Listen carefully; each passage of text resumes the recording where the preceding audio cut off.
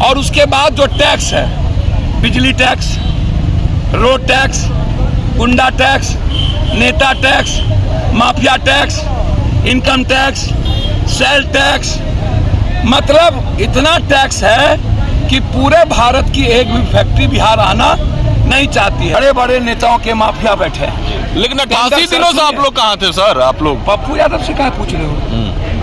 आप अपने नेता से, अपने प्राइम मिनिस्टर, मुख्यमंत्री से और अपने एमपी एमएलए से न पूछिए। पप्पू यादव से आपको पूछने का राइट है क्या? बार बार आपसे पूछा जा रहा है, आप बार बार कह रहे हो कि केंद्र ने पैसा नहीं दिया।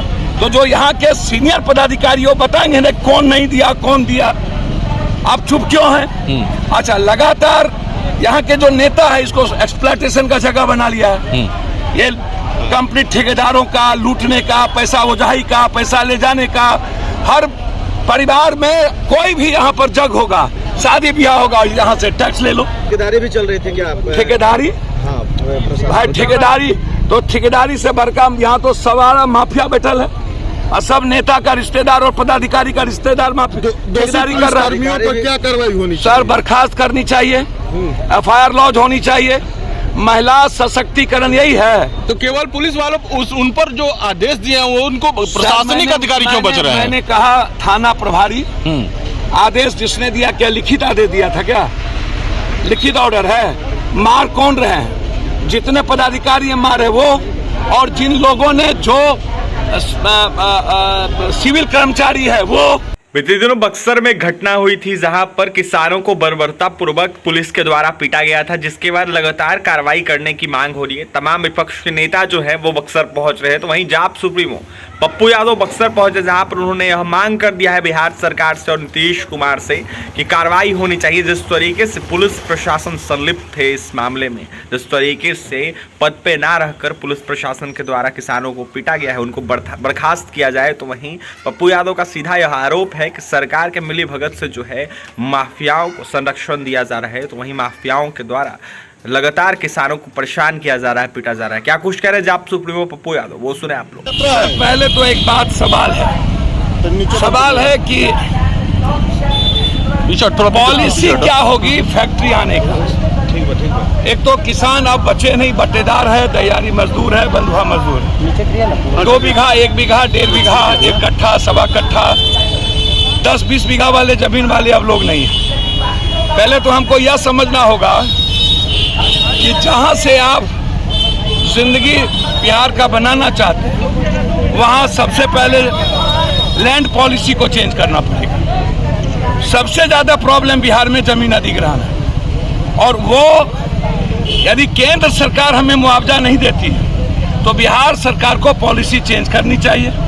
एक दूसरी चीज, टैक्सेस में बिहार सरकार को कंप्लीट रूप से अपने पॉलिसी को लूजर करनी चाहिए। टैक्सेस हमारे इतने हैं, और उसके बाद जो टैक्स है, बिजली टैक्स, रोड टैक्स, गुंडा टैक्स, नेता tax, mafia tax, income tax, sale tax, मतलब इतना टैक्स है कि पूरे भारत की एक भी फैक्ट्री बिहार आना नहीं चाहती है। 14-15 सालों में, 20 सालों से अभी तक सरकार डबल इंजन की थी, एक पूंजी निवेश नहीं हुआ। सर किसको बोलेंगे?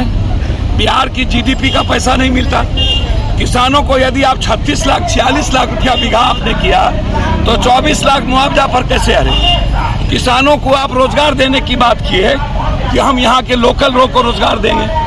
आप टेक्निकल लोगों को बाहर से लाइए, लेकिन जो वेंडर है, गेट पर है, लेबर है या अन्य चीज है, वह तो आपको। और इस इलाके में जो किसान जिसके बच्चे कंप्लीट रूप से टेक्नीशियन है, कंप्लीट रूप से वो एक बेहतर पढ़ाई करके बैठा है, तो उसको आप रोजगार में प्राथमिकता दीजिए। आप दुनिया में बाहर से उठा के ले आइएगा। लेकिन पप्पू यादव को नहीं आप देख रहे हैं। पप्पू यादव बक्सर में अभी 5 बार जा चुका है। अभी एक बगल में एक घटना, बगल में एक मर्डर। मगर बताया जा रहा है कि सीओ जो है वो, अरे बोलने दो सर, मैं पहले उनसे न पूछिए। जो लोग यहाँ इतने बड़े प्लांट में बड़े बड़े नेताओं के माफिया बैठे हैं। लेकिन 88 दिनों से आप लोग कहाँ थे सर? आप लोग पप्पू यादव से क्या पूछ रहे हो? आप अपने नेता से, अपने प्राइम मिनिस्टर, मुख्यमंत्री से और अपने MP MLA से न पूछिए। पप्पू यादव से आपको पूछने का राइट है क्या? पप्पू यादव तो हर दिन बक्सर में 7 बार अभी मर्डर में आया हुआ है। सर किसान कह रहे हैं कि अभी इतने दिनों से मैं वही बात कर रहा हूँ। बोलने दो यार। मैं तो लगातार इन सवालों को लेकर के, आप अभी बगल में एक बड़ी घटना घटी, हाँ। इन सवालों को लेकर के लगातार हम बिहार के फार्मर्स के इशू पर जब पूरा देश 9 महीना बैठा हुआ था, तो ये 9 महीना सबसे पहले बिहार से एक ही आवाज था, पप्पू यादव। जब MSP की बात थी तो पप्पू यादव। जब किसको दोषी मानते हैं सर? किसको दोषी मानते हैं आप इस पूरे मामले में? किसको? सर इसमें हिस्सेदार बराबर के। यदि मुआवजा हमें नहीं मिली तो सरकार को लिटिगेशन बढ़ाने का मतलब क्या था? और जब मुआवजा आप तय कर लिए, सही कह रहा है किसान, हमको वर्तमान में जो जमीन का, जो यहाँ के, जो आप जिस वक्त हमारी जमीन आपने लिया और जिस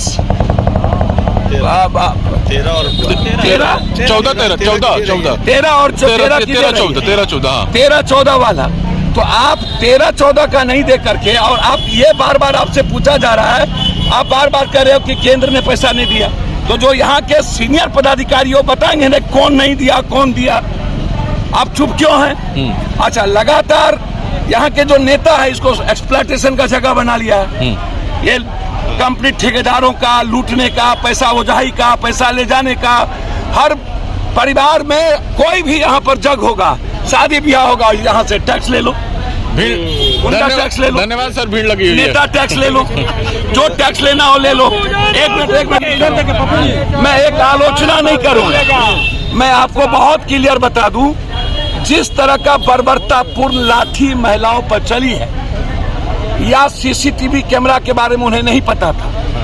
उस थाना प्रभारी ने जितने दिन यहाँ बिना पद के रहकर पैसा उगाही कर, पैसा ले करके, जिस तरीके से माफिया और प्लांट के जो ऑर्गेनाइजर हैं उसके साथ खड़े हो करके किसानों पर दमन किया है, उसकी नौकरी बर्खास्त हो। ठेकेदारी भी चल रही थी क्या? ठेकेदारी, हाँ, भाई ठेकेदारी तो ठेकेदारी से बड़का यहाँ तो सवारा माफिया बैठल है, और सब नेता का रिश्तेदार और पदाधिकारी का रिश्तेदार माफिया ठेकेदारी कर रहा है। क्या कार्रवाई होनी सर बर्खास्त करनी चाहिए, FIR लॉन्च होनी चाहिए, महिला सशक्तिकरण यही है। तो केवल पुलिस वालों उन पर जो आदेश दिए हैं वो उनको प्रशासनिक अधिकारी क्यों बच रहे हैं? मैंने कहा थाना प्रभारी, आदेश जिसने दिया, क्या लिखित आदेश दिया था क्या? लिखित ऑर्डर है। मार कौन रहे हैं? जितने पदाधिकारी मारे वो, और जिन लोगों ने, जो सिविल कर्मचारी है वो, तो सिविल कलेक्टर क्या कर रहे थे इतने दिनों से, जो 80 दिनों से मामले को लिटिगेशन करवाए जा रहे थे। तो कार्रवाई कंप्लीट रूप से, और मैं बार बार कह रहा हूं कि कभी BSSC पर लड़ाई, हम अभी लाठी हम पर चली, अभी अमीन वाले में, LRC वाले में लाठी पप्पू यादव पर चली, पटना में अभी जो धरना हुआ अमीन वाला, उस पर पप्पू यादव को आपने गिरफ्तार किया। लगातार कभी रोजगार के लिए, कभी किसान के लिए लाठी। तो ये नहीं चलेगा, इसकी पूरी जांच CID से हो, और जो जो पदाधिकारी इसमें इन्वॉल्व है वो सब के सब उस पर FIR हो, उसका सस्पेंशन हो, चाहे कोई पदाधिकारी हो।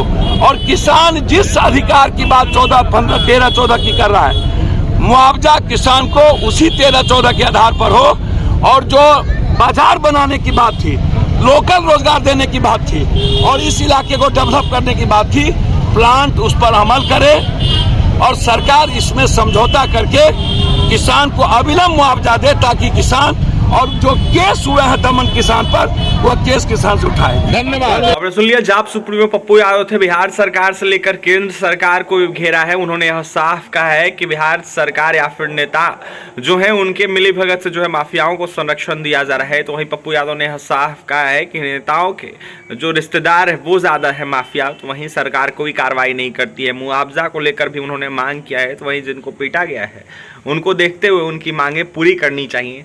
पप्पू यादव क्या कुछ करते हैं आपने सुना है। बक्सर पहुंचे हैं, किसानों से मिले। लगातार जो बक्सर के किसान हैं जिनको पीटा गया था वो धरना पे बैठे हुए हैं। और भी तमाम खबरों के लिए NBC 24 के साथ बने रहें। इस वीडियो को ज़्यादा से ज़्यादा शेयर करें, हमारे चैनल को सब्सक्राइब करें, पेज को लाइक करें। बहुत बहुत धन्यवाद।